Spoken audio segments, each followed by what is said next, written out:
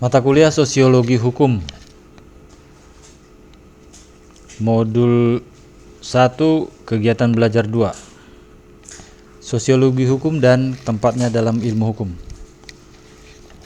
Sebelum membahas tentang hukum sosiologis dan tempatnya dalam ilmu hukum, ada baiknya dijelaskan lebih dahulu di mana letak hukum sosiologis dalam ilmu hukum. Untuk dapat memahami hal tersebut, kita bertitik tolak dengan apa yang dimaksud dengan disiplin ilmu, yaitu sistem ajaran tentang kenyataan, yang meliputi disiplin analitis dan disiplin hukum preskriptif. Menurut Salman, analisa disiplin dapat dikemukakan, contohnya sosiologi, psikologi, antropologi, sejarah, dan sebagainya. Sedangkan disiplin hukum meliputi 1. Ilmu hukum yang terpecah menjadi ilmu tentang kaidah atau patokan tentang perikelakuan yang sepantasnya, seharusnya, seyogianya. Ilmu tentang pengertian-pengertian dasar dan sistem dari hukum atau pengertian dasar sama dengan subjek hukum, hak dan kewajiban, peristiwa hukum, objek hukum, hubungan hukum. Ilmu tentang kejadian yang meliputi ilmu hukum, ilmu yang mempelajari hubungan timbal balik antara hukum dan gejala-gejala sosial lainnya secara empiris. Ini kalimat bercabang nih. Antropologi hukum, ilmu yang mempelajari pola-pola penyelesaian dan bagaimana penyelesaiannya pada masyarakat sederhana dan pada masyarakat psikologi hukum. Ilmu yang mempelajari bahwa hukum itu merupakan sejarah hukum manusia. Ilmu yang mempelajari hukum positif pada masa lampau, Hindia Belanda sampai dengan sekarang, memilih atau menempatkan nilai-nilai. 3. Filsafat hukum, yaitu kegiatan memikirkan, merumuskan, dan menyesuaikan nilai-nilai. Berdasarkan uraian di atas dapat ditentukan bahwa letak hukum sosiologis dalam ilmu hukum ada 2 hal, yaitu dasar-dasar sosial dari hukum atau dasar sosial dari hukum. Contohnya dapat disebut misalnya hukum nasional di Indonesia, dasar sosialnya adalah Pancasila dengan ciri-cirinya gotong royong, musyawarah, dan kekeluargaan. 2. Efek-efek hukum terhadap gejala-gejala sosial lainnya. Sebagai contoh dapat disebut: A. Undang-Undang Nomor 1 Tahun 1974 tentang perkawinan terhadap gejala kehidupan rumah tangga. B. Undang-Undang Nomor 22 Tahun 1997 dan Undang-Undang Nomor 23 Tahun 1999 tentang narkotika dan narkoba, terhadap gejala konsumsi obat-obatan terlarang dan semacamnya. C. Undang-Undang Nomor 12 Tahun 2002 tentang hak cipta terhadap gejala budaya. D. Undang-Undang mengenai pemilihan presiden secara langsung terhadap gejala politik.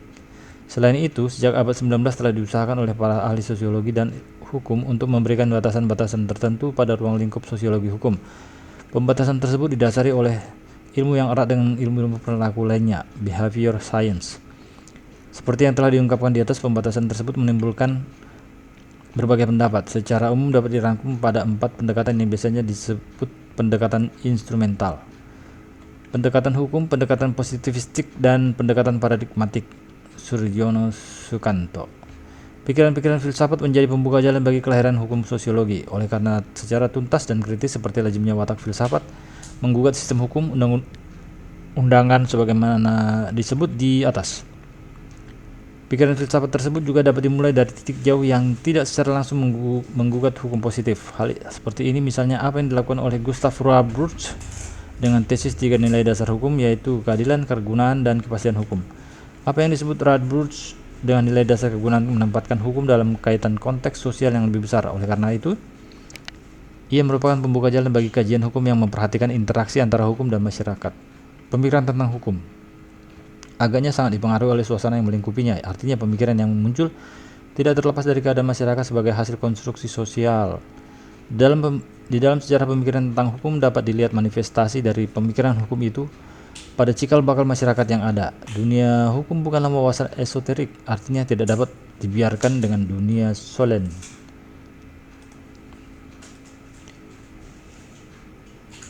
Sebaliknya, campur tangan hukum juga semakin meluas di bidang-bidang kehidupan masyarakat, menyebabkan keterkaitannya dengan masalah-masalah sosial menjadi semakin intensif. Keadaan ini pula menyebabkan studi hukum harus memperhatikan pula hubungan antara ketertiban hukum dan dengan ketertiban sosial yang lebih luas. Pembatasan dan pengaturan yang dilakukan oleh hukum dalam bidang-bidang yang mencakup bidang-bidang kehidupan pribadi manusia seperti pernikahan, pendidikan, dan seterusnya harus berhadapan dengan sikap dan nilai-nilai sosial yang tertanam secara tradisional dalam masyarakat. Ilmu hukum hanya melihat gejala-gejala hukum sebagaimana dapat diamati oleh panca indera manusia mengenai perbuatan manusia dan kebiasaan masyarakat. Sementara itu, pertimbangan nilai di balik gejala-gejala hukum tersebut luput dari pengamatan ilmu hukum. Norma atau kaidah hukum tidak termasuk dunia kenyataan, tosein, tetapi berada di dunia lain, tosolen, sehingga norma hukum bukan dunia penyelidikan hukum. Mengingat objek filsafat hukum adalah hukum, maka masalah atau pertanyaan yang dibahas oleh filsafat hukum itu pun antara lain berkisar pada apa yang dijelaskan di atas. Di antara masalah tersebut ada hubungan hukum dan kekuasaan, hubungan hukum kodrat dan positif. Apa karena orang menaati hukum? Apa tujuan hukum sampai ke masalah-masalah filsafat hukum yang ramai dibicarakan saat ini oleh sebagian orang yang disebut masalah filsafat hukum kontemporer? Di satu pihak, hukum berkepentingan dengan hasil yang akan diperolehnya melalui pengaturan itu, dan oleh karena itu harus paham tentang seluk-beluk masalah yang diaturnya. Sedangkan di pihak lain juga harus menyadari bahwa faktor-faktor dan kekuatan-kekuatan di luar hukum akan memberikan beban pengaruhnya terhadap hukum serta proses kerjanya. Dalam suasana hubungan timbal balik ini diperlukan suatu pendekatan terhadap hukum yang tidak sepihak, hanya memusatkan perhatiannya pada perpaduan sistem logistik hukum. Di luar ilmu hukum, maka ilmu-ilmu sosial juga telah memusatkan perhatiannya pada hukum sebagai target penyelidikannya. Pertumbuhan kajian tentang konteks sosial hukum telah mempengaruhi banyaknya hasil kerja teoritis yang memberikan implikasi praktis. Dengan demikian membantah asumsi bahwa hanya kajian teoritis empiris saja yang mampu memberikan hasil demikian.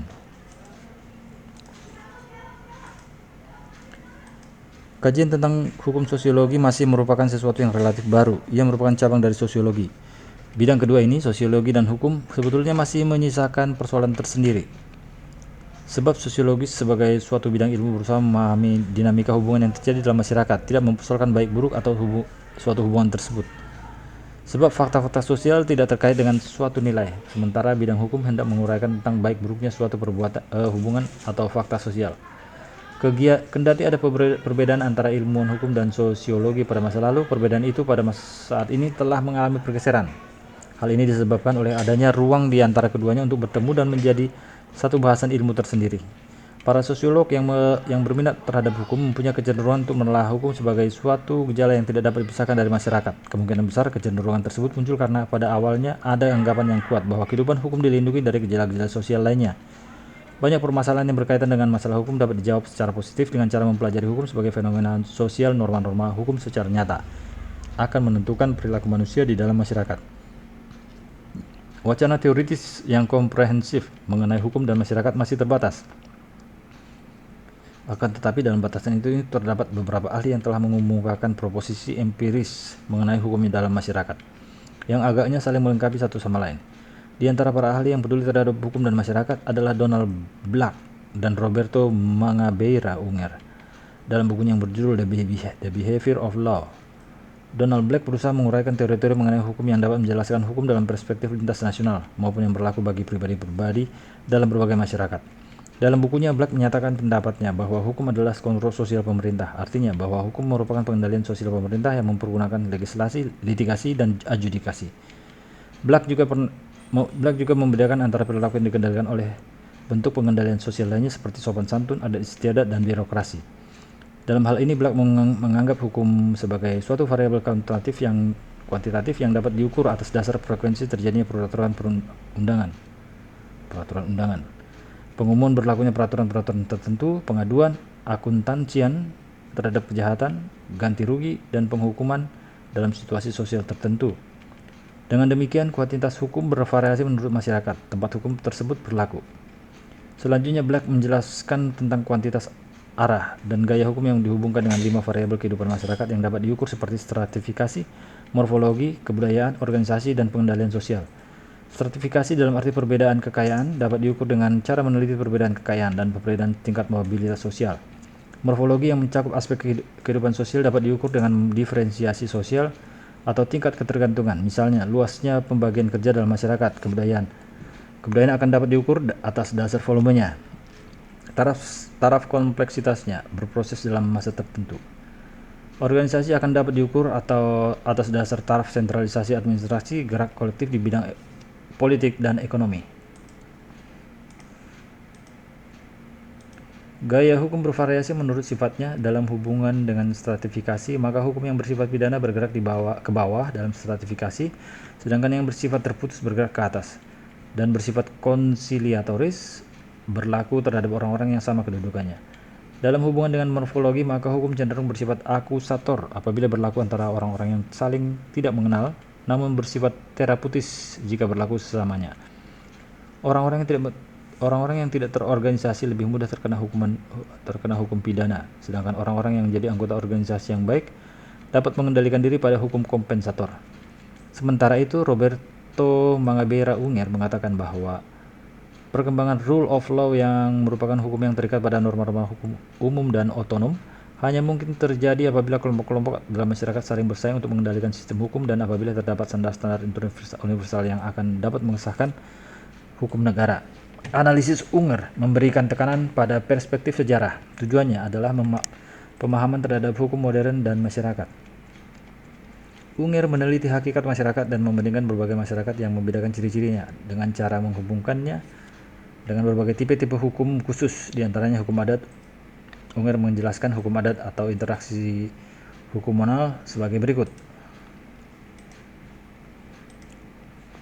Hanya setiap bentuk interaksi yang berulang-ulang antara individu dan kelompok bersama dengan tindakan yang lebih atau kurang eksplisit keyakinan oleh kelompok dan individu tersebut bahwa pola interaksi tersebut menghasilkan harapan timbal balik perilaku yang harus dipenuhi. Nggak ngerti. Hanya setiap bentuk interaksi yang berulang-ulang antara individu dan kelompok bersama dengan tindakan yang lebih atau kurang eksplisit keyakinan oleh kelompok atau individu tersebut bahwa pola interaksi tersebut menghasilkan harapan timbal balik perilaku yang harus dipenuhi.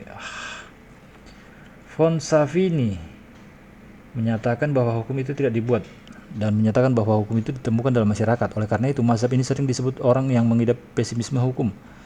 Apabila kaum rasionalis telah melakukan kesalahan dengan mengagungkan waktu yang akan datang, maka pendekatan sejarah ini dianggap salah karena mengagungkan masa lampau. Ketidakpercayaannya terhadap pembuatan undang-undang, terutama jika dikodifikasikan, menunjukkan adanya pandangan yang skeptis terhadap keinginan manusia dan meremehkan keberhasilan usaha manusia untuk menguasai dunia sekitarnya.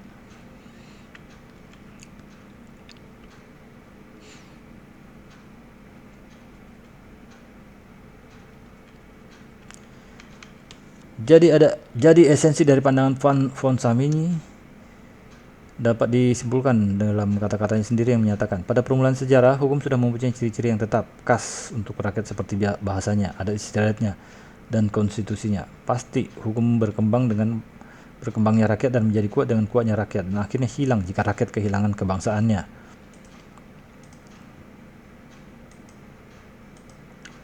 Pandangan sosiologi terhadap hukum, dampak dan konsekuensinya.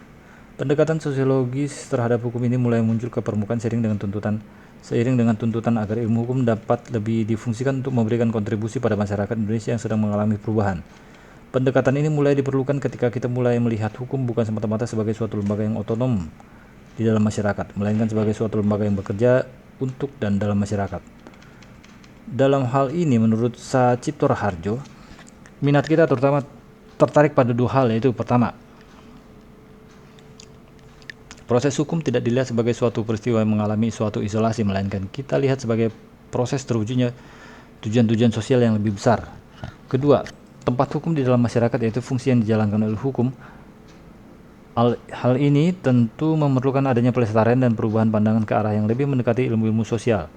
Hukum yang semula hanya berorientasi kepada hal-hal yang praktis dan penyelesaian pemecahkan atas dasar norma-norma yang praktis dan penyelesaian pemecahkan atas dasar norma-norma yang diasumsikan mempunyai keabsahan mutlak untuk melakukan hal tersebut, sekaligus harus menghilangkan diri pada dasar-dasar pemikiran yang lebih luas hingga penyusunan teori-teori atas dasar kenyataan-kenyataan sosial yang dihadapinya. Adanya hukum sosiologis dalam kerangka akademis dimaksudkan sebagai usaha untuk memungkinkan terbentuknya teori-teori hukum yang bersifat sosiologis. Artinya, suatu usaha untuk merelasikan dogmatif hukum menurut jalan pikiran yang yuridis tradisional, yang lebih melihat serta menelaah hukum sebagai keadaan daripada hukum sebagai suatu proses. Sosiologi hukum merupakan nomogratif yang melakukan pencatatan dan penilaian mengenai hal-hal yang terjadi dalam dunia empiris serta kemudian berusaha memberikan penjelasannya. Hal ini sangat berarti bagi dunia praksis, khususnya untuk membantu pengambilan keputusan yang berkualitas, baik dalam pembuatan undang-undang maupun dalam penegakan hukum.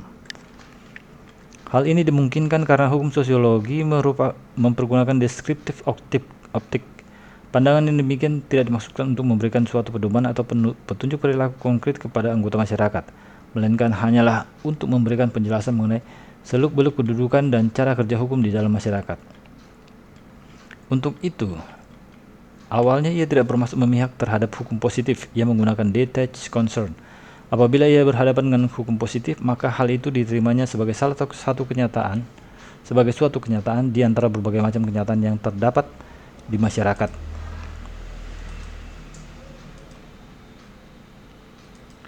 B. Pentingnya reformasi hukum. Sebelum berbicara tentang pembaruan atau reformasi hukum, maka akan dijelaskan terlebih dahulu sejarah perkembangan hukum Indonesia. Setelah diproklamirkannya kemerdekaan Indonesia, Indonesia memiliki dua tradisi hukum yang masing-masing terbuka untuk dipilih, yaitu sistem hukum kolonial dengan segala seluk-beluknya serta sistem hukum rakyat dengan segala keanekaragamannya. Pada dasarnya, pemimpin nasional berusaha membangun hukum Indonesia dengan melepaskan diri dari ide-ide hukum kolonial. Inilah periode awal dengan keyakinan bahwa substansi hukum rakyat yang selama ini terjajah akan dapat diangkat dan dikembangkan secara penuh menjadi substansi hukum nasional. Akan tetapi dalam realisasinya berakhir dengan pengakuan bahwa proses realisasinya ternyata tidak mewujudkan model-model strategisnya dalam doktrin. Para advokat Indonesia waktu itu juga sebagian besar cendekiawan lainnya menginginkan negara yang bersistem hukum Eropa yang karena keragaman hukum rakyat tak terumus secara eksplisit itu. Insentif adalah sistem pengelolaannya sebagai suatu tata hukum yang modern, melihat kepada tata organisasi, prosedur-prosedur, dan asas-asas pengadaan dan penegakan, serta pula penyelenggaraan profesional. Telah terlanjur tercipta sepenuhnya sebagai warisan kolonial dan tidak mampu mudah dirombak dan tidak akan mudah dirombak atau digantikan begitu saja dalam waktu singkat. Terlanjur memilih dan meyakini bahwa akan lebih praktis jika melanjutkan sistem tradisi hukum kolonial yang dianggap lebih dipahami serta memiliki struktur yang lebih pasti, tetapi ternyata bukan tanpa alasan dalam perjalanan selanjutnya. Mengesampingkan pilihan terhadap penerapan hukum rakyat yang beragam dan tidak terumus secara eksplisit dengan memilih pola hukum Eropa yang menganut asas ketunggalan melalui cara kodifikasi bukan tanpa konsekuensi. Masalah yang kemudian muncul adalah masalah kesalahan norma tertulis dalam implementasinya pada lembaga pengadilan. Rumusan norma hukum yang tereksplisit dalam wujud peraturan undangan tidak jarang malah terkesan kaku dan limitatif. Meski dalam pengimplementasiannya masih terbuka peluang bagi hakim untuk melakukan interpretasi, mengingat kondisi norma hukum apapun memang tercipta dengan kondisi yang tidak terlalu lengkap.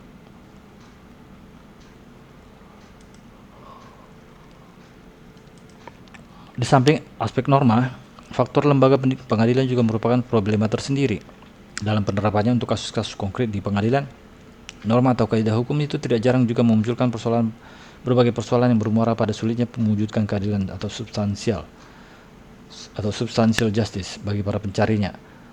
Betapa tidak, cara memandang hakim terhadap hukum sering kali amat kaku dan normatif prosedural dalam melakukan konkretisasi hukum. Hakim hanya menangkap apa yang disebut keadilan hukum, tapi gagal menangkap keadilan masyarakat.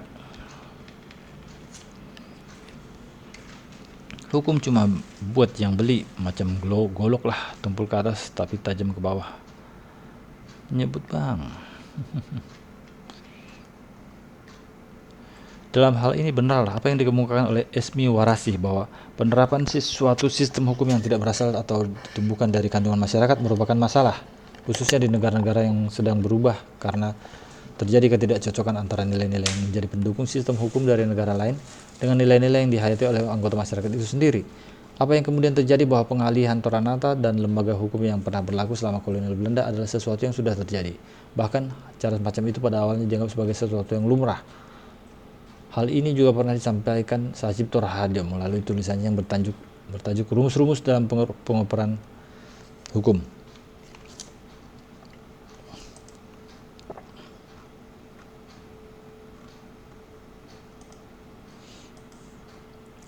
Sacipto Raharjo mengemukakan bahwa hukum sebagaimana diterima dan dijalankan oleh banyak negara di dunia ini pada umumnya termasuk ke dalam kategori hukum yang modern, sementara negara yang sedang berkembang kebanyakan hukumnya terdiri atas hukum tradisional dan hukum modern. Negara-negara ini pada umumnya mewarisi suatu tata hukum yang sifatnya pluralis, Ketika hukum tradisional berlaku berdampingan dengan hukum modern memiliki ciri-ciri utama berbentuk tertulis, berlaku untuk seluruh wilayah negara, dan sebagai instrumen yang secara sadar dipakai untuk mewujudkan keputusan-keputusan politik. Masyarakatnya, karakteristik hukum modern tersebut memang secara eksplisit melekat pada sistem hukum yang berasal dari daratan Eropa yang diwarisi Indonesia setelah merdeka. Oleh karena itu, pertimbangan untuk memilih hukum yang ketentuannya tertulis dianggap lebih berorientasi pada masa depan. Seperti halnya negara-negara yang berkembang lainnya, Indonesia kini juga sudah menyatakan komitmennya pada modernisasi. Modernisasi diharapkan menjadi jembatan yang mengantarkan bangsa Indonesia kepada kehidupan yang makmur dan sejahtera. Komitmen pada modernisasi itu pada gilirannya memberikan pengaruh pula terhadap pembaruan di bidang hukum. Bukankah hukum sebagai kerangka kehidupan sosial ini harus dibuat modern pula jika kita ingin membentuk masyarakat Indonesia yang modern?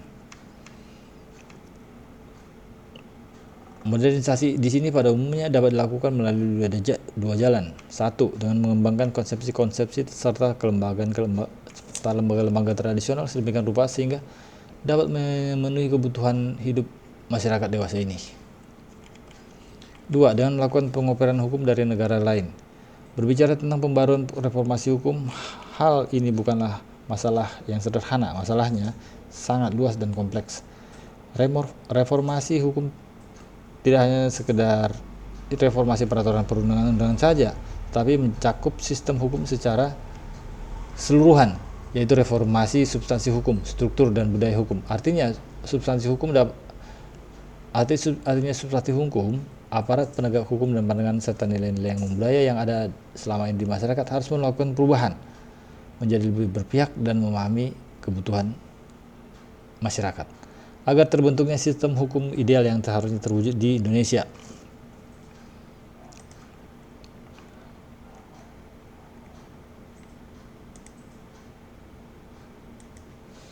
Sebelumnya ada beberapa kendala yang harus dijelaskan dalam rangka mewujudkan reformasi hukum di Indonesia. Di antaranya berikut ini.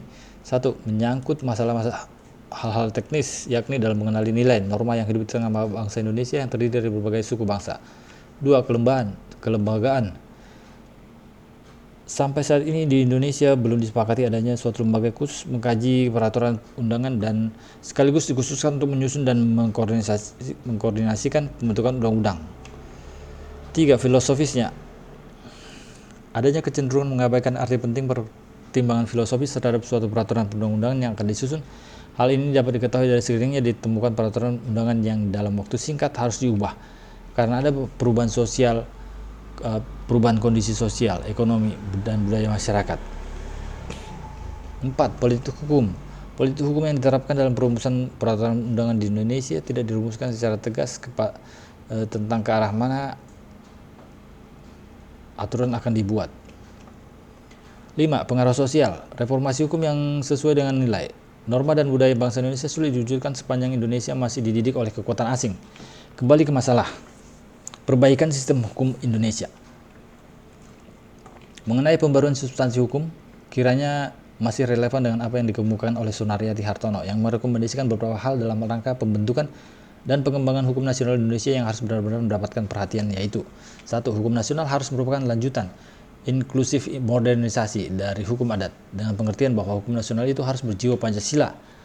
Maknanya, jiwa dari sila kelima Pancasila harus dapat memenuhi kebutuhan masyarakat Indonesia di masa sekarang dan sedapat-dapatnya juga di masa yang akan datang. 2. Hukum nasional Indonesia bukan hanya akan membahas persoalan pemilihan bagian-bagian antara hukum adat dan hukum barat, melainkan harus terdiri atas kaidah ciptaan yang baru sesuai dengan kebutuhan dalam menyelesaikan persoalan yang baru pula.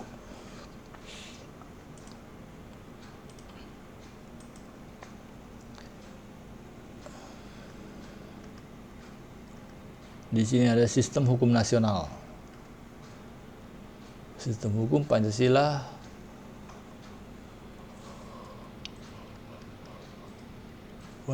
ini di apa nih? Di ilmu negara ada nih.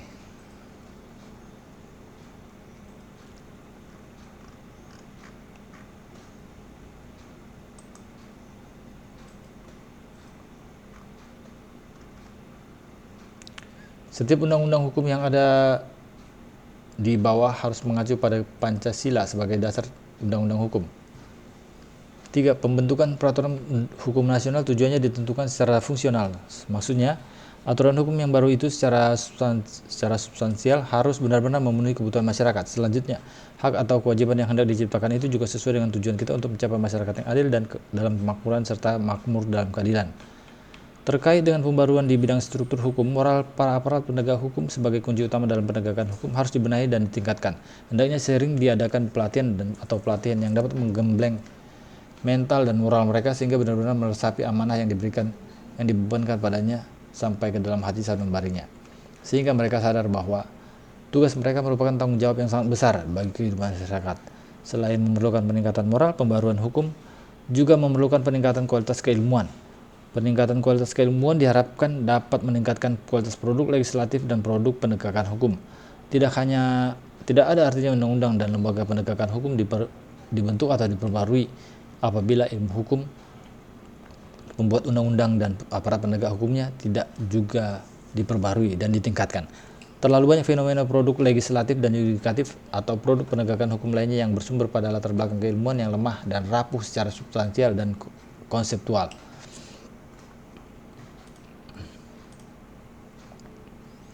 Peningkatan kualitas keilmuan ini antara lain lewat program pendidikan hukum lanjutan, program spesialis, magister, doktor, seyogyanya merata atau menyeluruh pada semua sumber daya manusia termasuk di kalangan aparat penegak hukum. Pameran atau keseimbangan kualitas keilmuan dari orang-orang yang terlibat dalam proses penegakan hukum ini terutama juga akan berpengaruh pada bobot, kualitas proses peradilan, dan kualitas keadilan keputusan hukum yang dia jatuhkan. Untuk memperbaiki budaya hukum yang selama ini terbentuk di masyarakat, hendaknya sering dilakukan program-program peningkatan kesadaran hukum. Peningkatan kesadaran hukum tersebut seyogyanya dilakukan melalui penerangan dan penyuluhan hukum yang teratur atas dasar perencanaan hukum yang mantap. Penyuluhan hukum bertujuan agar masyarakat mengetahui dan memahami pentingnya keberadaan hukum-hukum tertentu sehingga dapat merasakan manfaatnya, seperti dalam hal lalu lintas, mengenai pajak, dan lain sebagainya. Namun perlu diingat penyuluhan tersebut harus disesuaikan dengan permasalahan hukum yang ada di masyarakat pada suatu waktu yang menjadi sasaran penyuluhan hukum. Selain itu, reformasi hukum tidak dapat dilepaskan dari proses dialektika yang terjadi di perguruan tinggi pada khususnya dan perkembangan pendidikan hukum pada umumnya. Menurut Mokhtar Kusumaatmadja, untuk pengembangan ilmu hukum yang bercirikan Indonesia tidak hanya dilakukan dengan mengoper begitu saja ilmu-ilmu hukum yang berasal dari luar dan yang dianggap modern, tetapi juga tidak secara membabi buta mempertahankan yang asli. Keduanya harus berjalan secara selaras. Kalau kita melihat lebih jauh, paradigma pendidikan hukum di Indonesia tampaknya masih didominasi oleh gambaran mengenai keberadaan profesional daripada kebenaran ilmiah. Hal seperti itu tampaknya dipengaruhi oleh mapannya keadaan program pendidikan hukum untuk melayani kebutuhan profesi yang diselenggarakan fakultas-fakultas hukum. Selama keluaran ini dari fakultas hukum hanya akan menghasilkan para juris profesional yang berpandangan normatif, tidak mampu melihat kebenaran yang sebenarnya, sehingga cenderung melihat hukum sebagai rule and logic, sebagai memaksakan gambar yang lengkap mengenai hukum menjadi cacat. Oleh karena itu, perlu ada paradigma shift mengenai pendidikan hukum di Indonesia yang cenderung positivistik menuju pendidikan hukum dengan pemahaman holistik dengan dibantu ilmu lain, sehingga produknya tidak melihat hukum dengan model kacamata kuda.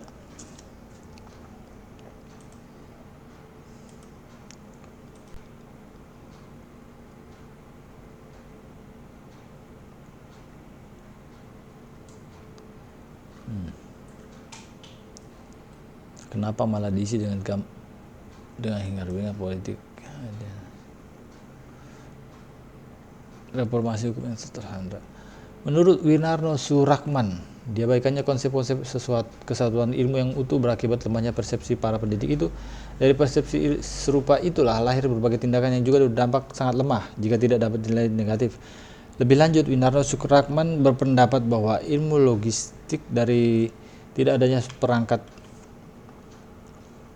konsep yang utuh dan ilmiah itu, banyak pendidik yang tidak lagi mampu menyampaikan secara nyata tugas-tugas kependidikan dengan berbagai mendorong perubahan sosial yang semakin hari semakin cepat, atau dengan pertumbuhan aspirasi politik dan kultural yang semakin dinamis, atau dengan perkembangan ilmu teknologi yang semakin canggih dan semakin berkonsekuensi luas.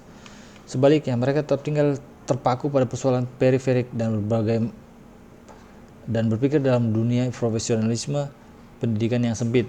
Dari sini lahirlah tindakan yang semakin tidak menguntungkan.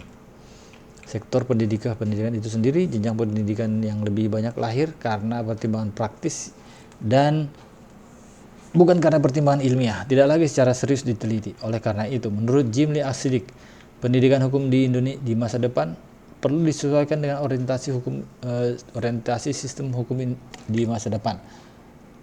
Misalnya untuk memberikan peran lebih besar kepada hakim dan jurisprudensi dalam proses pembentukan hukum. Maka sistem pendidikan tinggi hukum juga harus menempatkan kasus hukum dalam praktik hukum sebagai bagian penting dalam insiden kurikulum pendidikan hukum di fakultas-fakultas hukum. Dalam tulisannya, Jimli berpendapat tidak boleh terjadi seorang calon sarjana hukum tata negara tidak pernah mengunjungi pengadilan dan menyaksikan proses pengadilan yang sedang berlangsung. Juga tidak boleh terjadi calon sarjana hukum tata negara sebelum pernah berkunjung atau menyaksikan sambil menonton mengenai RUU di DPR. Maksudnya, juga tidak boleh terjadi calon sarjana hukum tata negara belum pernah berkunjung dan menyaksikan mengenai RUU di DPR. Demikian pula, suatu hukum tidak boleh hanya dipahami pada teks ketentuan peraturan undangan secara normatif, tapi harus menelaah kasus berkenaan dengan perkara di pengadilan mengenai hal tersebut, seperti yang dipelajari dalam sistem common law. Seperti yang selama ini dikembangkan, ketika paradigma ini tidak mampu lagi menerangkan kenyataan yang diamatinya, filsafat hukum dalam kajian hukum yang teoritis, teks atau pasal-pasal suatu aturan hukum justru menjadi masalah dan bukan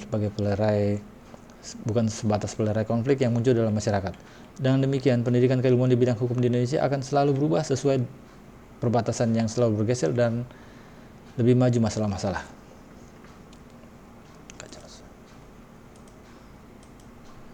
Dengan demikian, perkembangan ilmu hukum di masa depan perlu diarahkan secara lebih empiris dan induktif daripada kecenderungan yang bersifat deduktif dan normatif hukum yang bersifat kontekstual. Hal ini sebagai akibat dari kondisi dan desakan kebutuhan yang mengakibatkan sebagian besar ahli hukum lebih memusatkan perhatiannya pada persoalan-persoalan hukum yang bersifat praktis. Mata kuliah Universitas Terbuka Sosiologi Hukum, mata kuliah Sosiologi Hukum dari Universitas Terbuka, Modul 1, kegiatan belajar 2. Selesai. Terima kasih.